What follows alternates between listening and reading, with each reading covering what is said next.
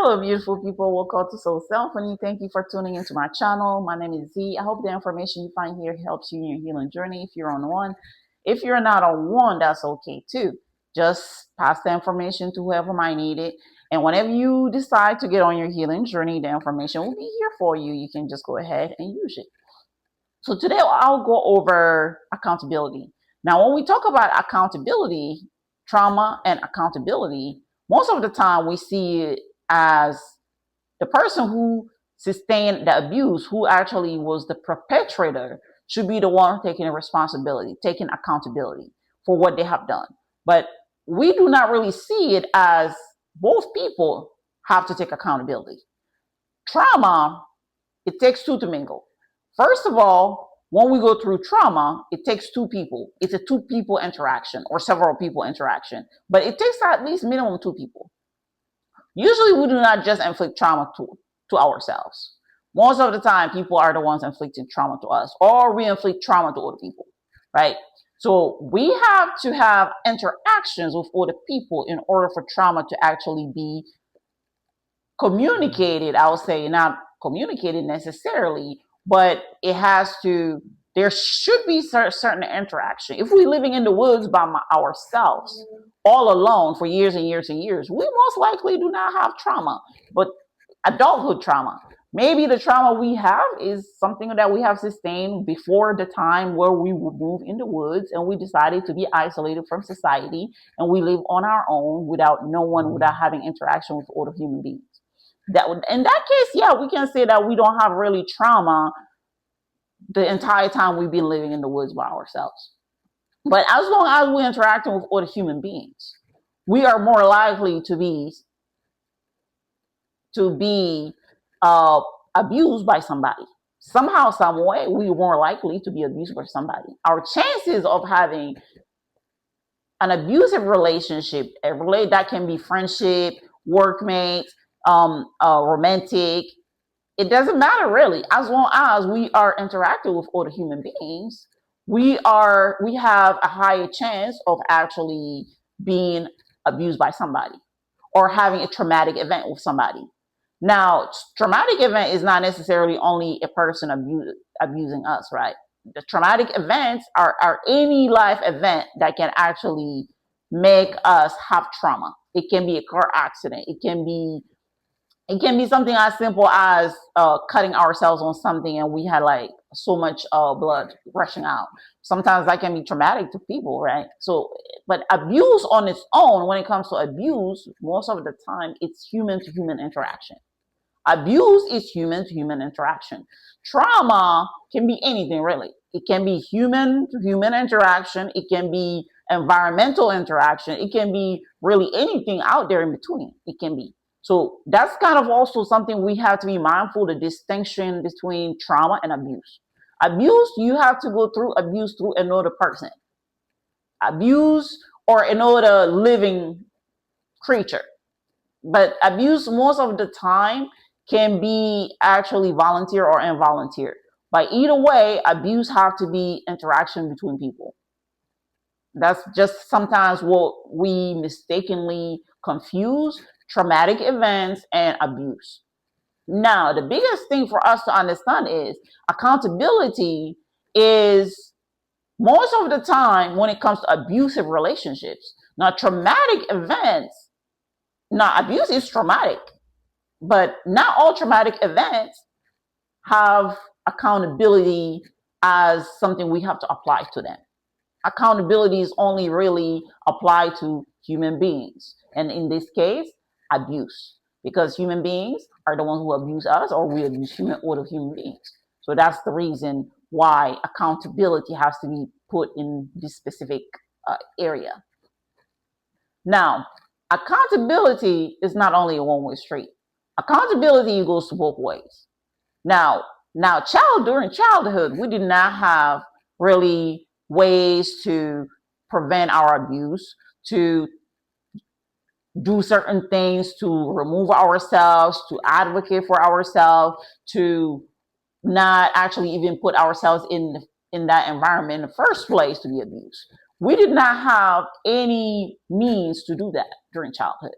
But once we are old enough, we are aware enough, right?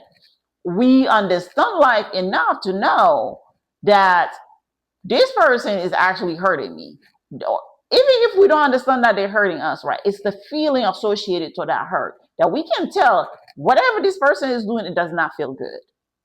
Even if we cannot really pinpoint it as abuse, we can for sure tell what they're doing to me does not feel good. It's linked to pain. It's linked to emotional pain. And once we understand that, and we still allow ourselves to stay in that environment, therefore accountability applies to us too. Accountability applies to all of us, as long as we went through abuse in the hand of somebody else. And again, it's not really childhood abuse. I would not really apply that much to accountability because, again, when we're children, certain things, unfortunately, we don't even understand what's going on. It just happens. We don't understand really what's going on. But then when we're old enough to understand life enough, and we're not, naivety is a thing when it comes to trauma. We just don't know. For example, as in narcissistic abuse, right? That abuse is very subtle. It's not, sometimes we don't even feel that there's pain. What we feel the most is confusion. We feel confusion. We don't feel fulfilled. We do not feel that we belong. But it's not really pain. There's no pain really associated to it as much. But one thing I can tell for sure is that in narcissistic abuse, sometimes we do not really see it as abuse. We don't. But the biggest thing for us to know is that accountability is a two-way street. When it comes to all the other type of emotional abuse, we have to understand that there's that pain. That pain tells us that we shouldn't be there. That pain tells us this is a warning sign. That pain tells us you need to remove yourself from this environment. But we still continue. We see the signs. We see the red flags. We see everything else associated with that exact thing that we should not stay in. But we still stay in it. We still give that person excuses. We still tell ourselves things are going to get better. We still tell ourselves, well, if I just do A, B, C, D, maybe things will get better. If I just be the good wife, if I just stop talking too much, if I just, let them have what they want, if I just, all the if I just sometimes is the worst thing we can do in abusive relationships. Because what we do is we relinquish accountability. We're not being responsible for what's happening to us. We're allowing them to do what they're doing to us and not actually being responsible for what's happening to us. Now, once we realize that, we have to make sure that we remove ourselves out of that environment. There should not be excuses. There should not be reasons. There should not be any and everything in between while we are allowing this person to still treat us that way. Especially if we already express ourselves to them, telling them how unhappy we are. In my case, I know that for several years, I have brought up, I have expressed my feelings, my needs, my wants. I have expressed my vision, how I would like us to, what vision I see for our family. And, if we're on the same page for several years. But then that person, they still kept doing what they're doing for themselves. They still kept doing what they're doing. And then at that point, I had to realize later on that I'm not responsible for what you do, but I am responsible for what I do if I decide to stay. I am responsible for that part. If I decide for you not meeting my needs, for you still keep doing what you're doing, and then I'm still just taking it. I'm still just being in there. I'm still not advocating for myself. At some point, I even stopped advocating for myself because of it. I stopped asking. And then again, in abusive relationships, that's sometimes the goal. The abuser wants you to give up on yourself, to self-abandon, so that they can actually continue doing what they're doing without feeling guilty for what they're doing. Because they're like, oh, she allows me to do it, so why not?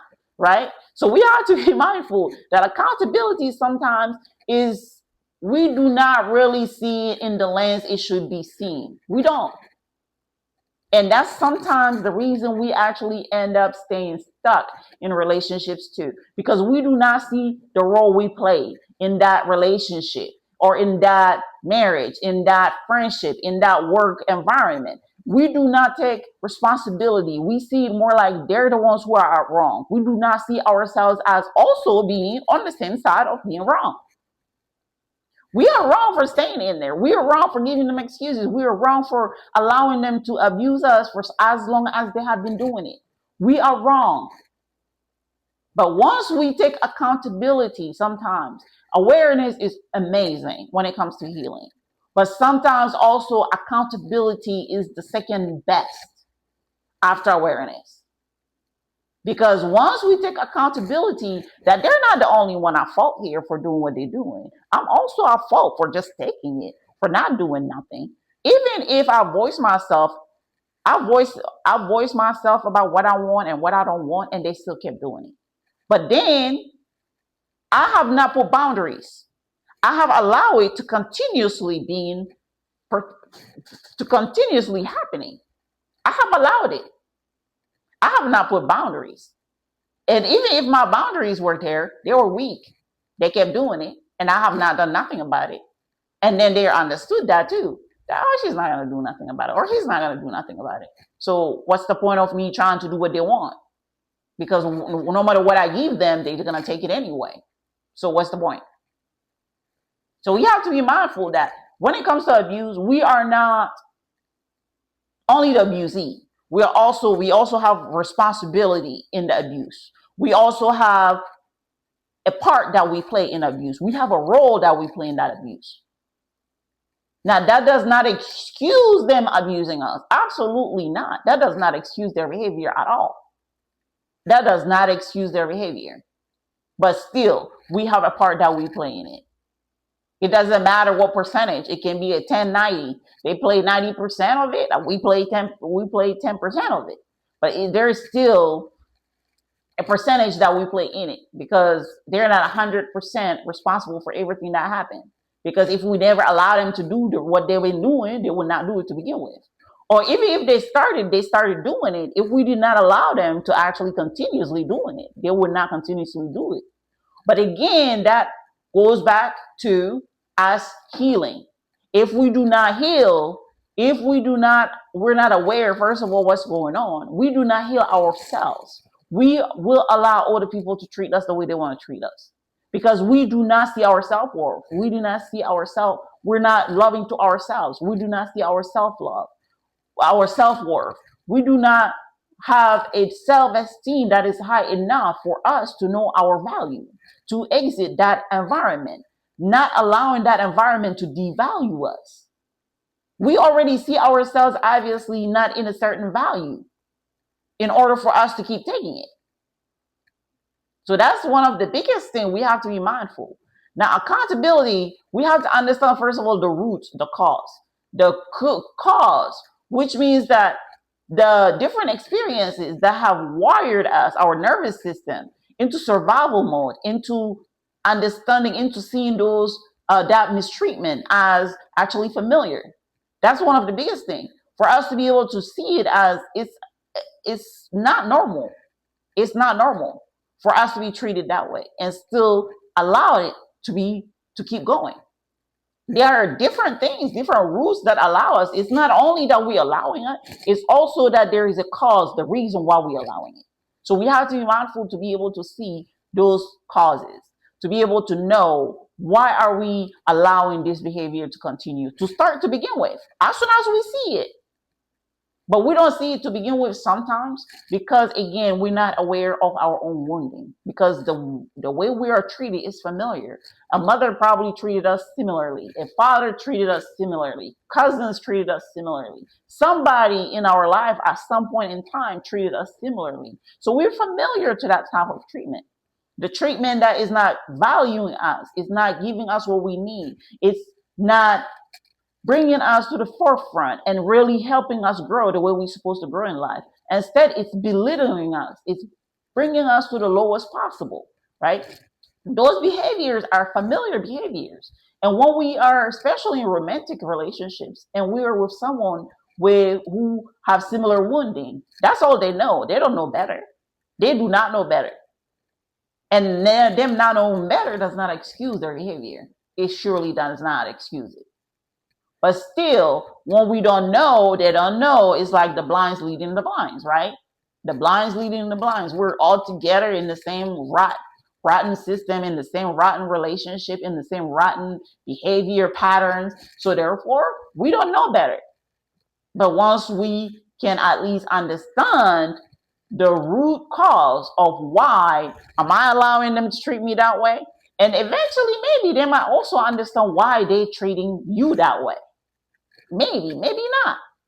Sometimes in a romantic relationship, especially, people grow together, right? And when one person becomes aware of certain things and start working on it, sometimes, people, when they really love each other, they will try to work things out. They'll figure it out. Sometimes. And sometimes it works. Sometimes it absolutely does not work. Sometimes it's a pattern that people can actually heal a little bit, and then that pattern can revert. It can come back. So we just have to be mindful that it's not always that our healing, once we say, oh, I heal from specific patterns. So we have to be mindful that when we heal, we have to maintain that. There is a maintenance that comes with healing. It's like saying somebody who has a substance abuse, right? They have a substance abuse disorder. Now we know that that person have a substance abuse disorder. They went through therapy, they did different things, they went through counseling, they went through they did rehab. Now they're probably on certain medications to help them also, so that not only mentally but also physiologically it has a toll on the body. They have to take certain medications probably for a certain amount of time to prevent them from relapsing, right? Now, once we know that, right, it's up to us to decide to maintain that. Once we're done with all that process, we have to maintain it. We cannot go in the same environment that those substances are. We cannot, and even if we do, we have to be mindful that we put it in ourselves in an environment that was more likely to put us into relapse, right? Or hanging out around people who are actually using the same substances that we just came out of rehab for. So it's kind of the same thing. We being with a partner who actually has toxic behaviors, and if we heal our journey, we heal ourselves, right? We heal, or we're on the process of healing. I stay with that person, and them healing also, maybe not. There's nothing shows that actually that person will not revert to that behavior again. There's nothing shows that. We are only responsible for our own behavior. We're only responsible for our own action. We cannot be responsible for other people's actions nor behavior. So we have to be mindful that the same thing as substance abuse is the same thing when it comes to healing journey. We are only responsible for our healing journey, not others. Now, that accountability is a practice that we have to make sure that we break those cycles. By breaking those cycles, it means what? It means that when we're on our healing journey, unfortunately, there are certain relationships, romantic relationships especially, because those are one of the ones that affect us the most in our healing journey. Because we are so intimately interconnected with that person. They know any and everything almost about us, especially if we stay with them very many years, very long time. So they know a lot about us. That can be triggering factors. That can be, especially if they're a manipulator. They are intoxicated when it comes to certain toxins. They use certain toxins, right? And they intoxicate it, and they know exactly what triggers to push to be able to actually revert us back. Because most people who are on their healing journey, right, at least in my case, I made sure that certain toxic behavior, environment, people, things, I do not want it in my life. I do not want those things in my life. I do not want those people in my life. I do not want those environments. I do not want those behaviors.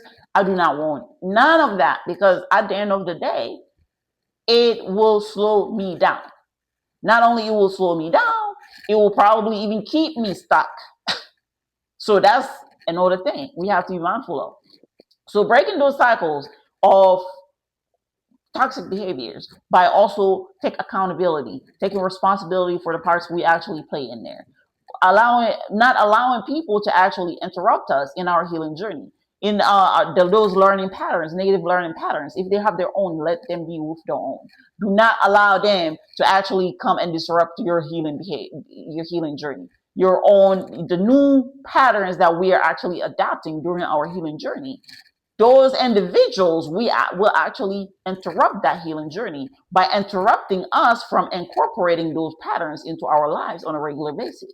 Because even when we're healing, we adopting new behaviors, new patterns. Those patterns, we have to use them long enough for them to actually stick, for them to actually remain in our lives. Otherwise, it's almost like what I was saying, we can do mindful techniques, but we cannot just go to do one thing once in a month, once every 2 3 months, right? Because by the time we get back to do it again, our body already forgot about it, or our mind has already forgotten about it. So it's the same thing, that when we are in our healing journey, not to allow people to actually disrupt it. And the safest thing to do is really leaving the environment. That's the safest thing. Leaving the environment, leaving the people. I understand completely. There are certain people that we cannot leave them just behind. I understand that. But that's when boundaries come into play. Healthy boundaries. We tell them exactly how we want things to be, how we want to be treated, how we want to be talked to, how we want to be addressed in any and every situation. Because talking and being addressed are two different things. You can talk to someone and talk to them and then address them differently. So there are two different things. So we have to be mindful that boundaries are very important when it comes to responsibility, when it comes to what we have to play. Once we understand that, okay, this is my part, this is what my responsibility was but this is my role, this is what I played, this is what my part was in this specific aspect of my trauma. Now then, I will never allow that to happen again. So when it comes to new people, new relationships, even the current relationships, we have to put boundaries. We have to understand that, hey, this is what I understood, and incorporate what we have learned through our healing journey. We incorporate it in our lives. That's the whole point. It's like saying I went to school for 6 years, right? I had a degree, and then I still go back to the same job that I was doing, just 6 years before that.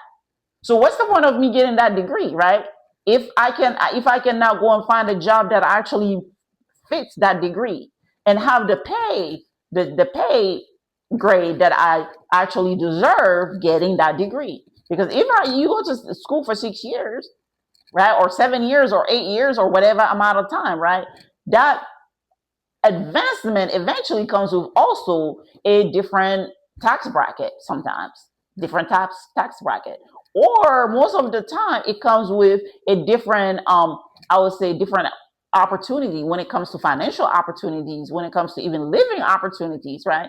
When it comes to different things, it comes with different benefits having a higher level of education. But what's the point of me if, let's say, we go and get a master's degree and then we still go back to working at Walmart, right? That same job that probably we have done, I don't know, 6 years, 7 years prior. What's the point of doing that? So that's the same thing in our healing journey. What's the point of we going through our healing journey for X amount of time, right?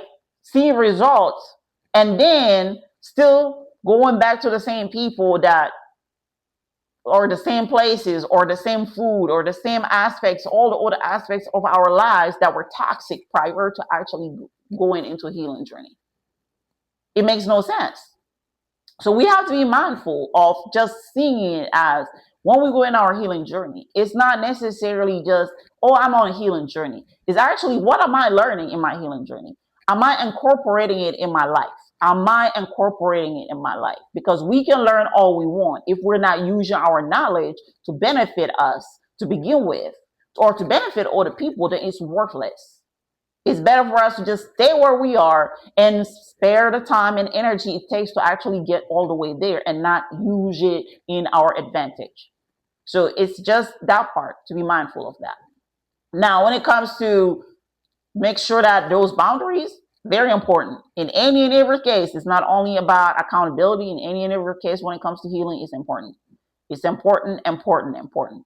And then making sure that we actually reframe our mindset, not to negatively talk to ourselves after we realize our role into the situation, and making sure that we understand, yes, I played a role in it.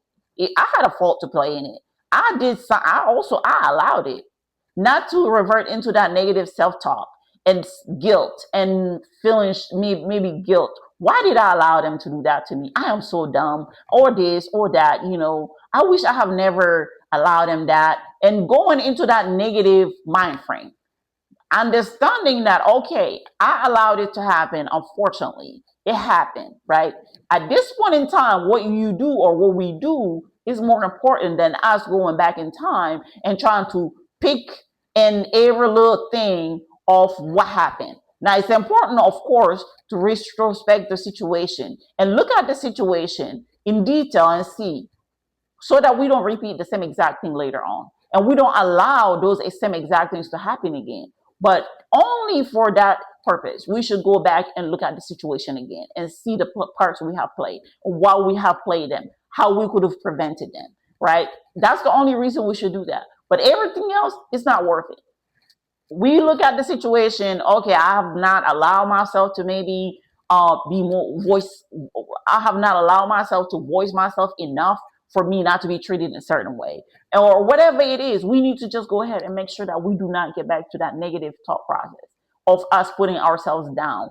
And then, because it keeps us in that lower, also that lower mindset, that negative mindset, that can also keep us in a low self-worth, low value, low self-esteem. And then we can stay stuck in that relationship saying, well, it is what it is at this point. What's the point of me even trying to leave? Or what's the point of me trying to advocate for myself? It is what it is. What happened, happened. So there's nothing else I can do about it now. Right? So it keeps us in that mindset of not wanting to exit, not wanting to actually leave, but seeing it more like they play what they played, I play what I played, my role, their role. Now what's next is up to me. If I decide to stay in it, okay, that's not good. But at the end of the day, how I act, from my reaction, my how I act toward the future is up to me, right? It's mostly that. Now, making sure that we approach life and making sure that we focus on repair, active repair.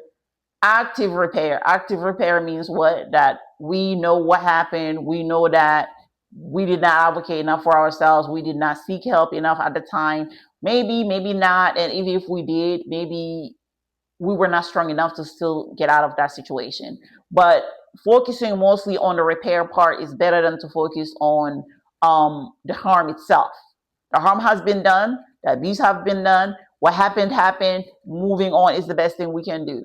Focusing on that, and then structuring, finding structured support, finding support that will actually help us maintain all the work we have done, especially after so long that we have left the situation, or even if we were in a situation when we started our healing journey, making sure that we understand that. Staying proactive, staying proactive by finding that support. Finding, it's not only the finding the support, but it's actually using and applying in a positive way the support that was provided to us, so that we can actually sustain a long-term change. It's not just the change, oh, I've changed, I use the support now, I changed, let me just go back and sit down and, not, well, let me just go ahead and sit down and wait. No, we have to keep continuously, like I was saying earlier, people who have substance abuse, it's not only certain substance abuses like AA, right?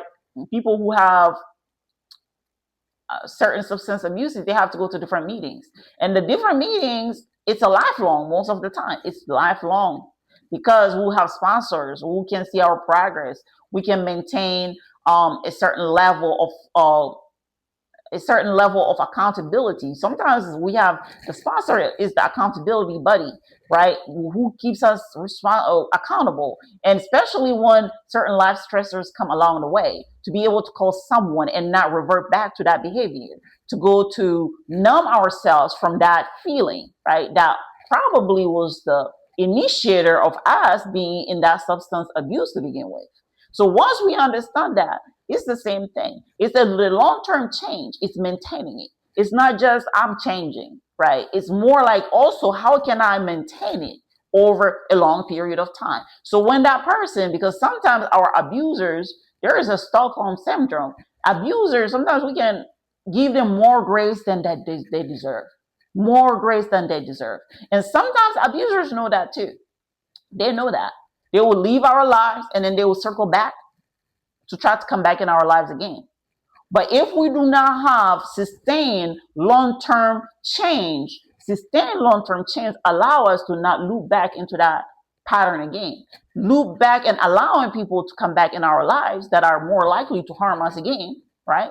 And sometimes that's one thing that we have to be very mindful about. It's not even about the change, it's about maintaining it. Okay.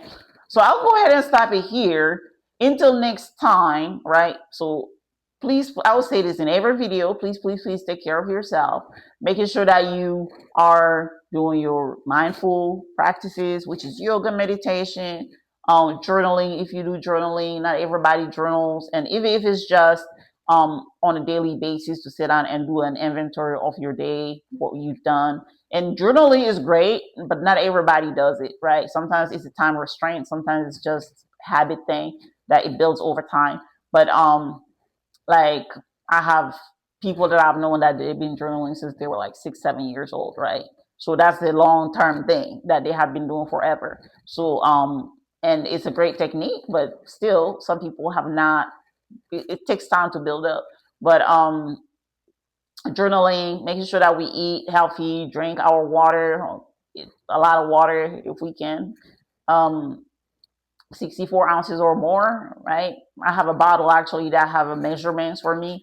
That's another thing. If we're not sure what a 64 ounces look like, we can go ahead and buy a bottle that has those different measurements so we know on a daily basis how much we consume, because water is very important. So so is sleep and eating healthy. So making sure that we focus on certain things specifically on a daily basis. And then making sure that we have positive people around us, because when it comes to accountability buddies, that's a great thing to have. That if we don't see something, someone can tell me, girl or child, have you seen they're treating you like nothing? You know, why you still with this person? You know, accountability buddy, somebody who will be there telling you the truth, nothing but the truth as it is. If it hurts, it doesn't hurt, so be it, right? Whatever it is, so be it. And that person can be a great accountability buddy because they're not there to try to hurt your feelings. They're not there to also sugarcoat things and make you feel good. They're there to tell you how things are and how they perceive it and how they think things are, and that's it. And maybe some of our blind spots that we do not see, that person see them. That person sees them. So that's a great accountability buddy. That it's not only a friend. Most of the time, really, good friends can be accountability buddy, but sometimes not always. Sometimes they can just be someone we met through something, you know, not necessarily a friend. It can be someone, just someone. As long as we know that they have our best interests at heart, that's all that counts. And then making sure that we are asking ourselves every day, again, checking on our daily thing, whatever we do on a daily basis, making sure that we checking on that. And so I'll go ahead and stop it here until next time. Please, please, please take care of yourself. All right. Bye-bye.